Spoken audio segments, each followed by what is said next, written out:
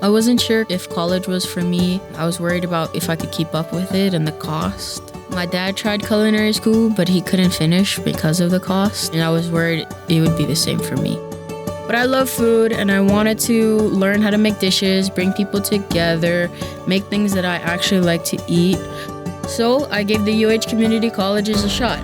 It turned out to be more than just classes. It's hands-on learning, and we're not just classmates. We're friends, people with the same interests as me, and we're a team. And I found mentors, scholarships, people that wanted to help me and see me grow. Their support gave me the confidence to keep going. One of the biggest things I was worried about was getting here and then being able to afford the uniforms. The scholarships helped tremendously.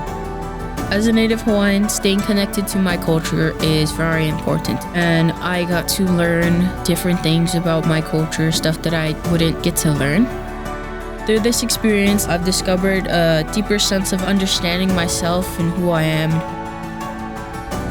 To work in baking is something I've grown to love, and the UH Community Colleges gave me the space to explore my passion and believe in myself.